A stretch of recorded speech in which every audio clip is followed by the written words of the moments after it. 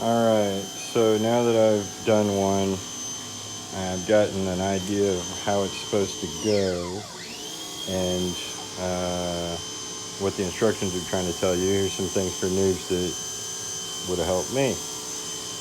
It's not explicit in the instructions whenever you take off the original right here. Here's my example. That the piece that's loose on the top here isn't necessary, I don't believe. If it is, it's not explicit in the instructions. Here it is right here. I looked at pictures of other people's installations and it looked like that, and so it didn't have the little black ring in there like stock. The other thing that's not explicit in the instructions, whenever you pull this thing off and you set it next to one, this one hasn't been perfectly adjusted. This needs to actually be made shorter, believe it or not. It's quite a bit smaller when you get them side by side, quite a bit smaller. And so, believe it or not, whenever you set the car down, it still will have the factory ride height if you trust Tein, sorry, however you pronounce it, on, their instructions here. So the other thing that's kind of convoluted when you're doing the instructions is there's a lot of parts for the 300ZX in particular that just don't apply. These instructions, I guess, are for the most part universal instructions for any Flex Z setup that they sell. So basically, 1, 2, 3, this stuff doesn't matter. That's for other car suspension. So once you figure that out, you get to play fill in the blank. All right, this is for outside of US, this is for US spec.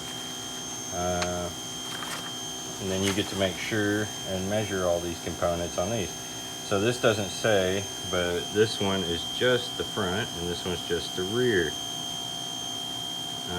That's up to you to figure out. If you, I guess, can't figure that out, maybe you shouldn't be doing this, but it just eats up extra time for somebody who is new and doesn't necessarily know what everything's called. They just understand all the concepts and how to assemble it and put it together. So anyways, this side is on the new Flex Z. Can't really see it, but through here.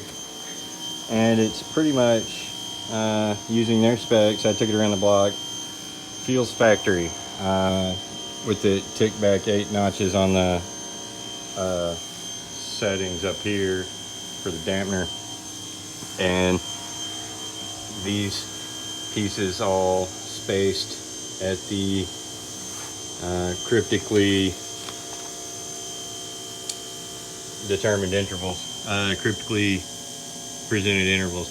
Anyways, so when you're measuring these, you want to lift up this little skirt here on the thing, and there's a flat spot. It's kind of hard to see. There's a flat spot here where the rod goes in and out, right? So that's where you'll measure from. You want this space on a US spec Z32 with Flex Z coilovers to be 4 inches for the front for the front suspension.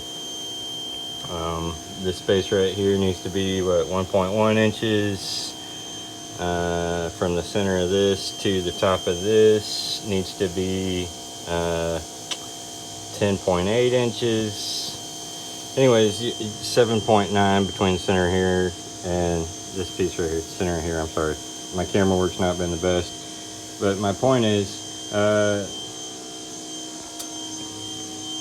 if it wasn't such a universal instructions, this might not be an issue for a first-time installer. But well, now you know. So good luck.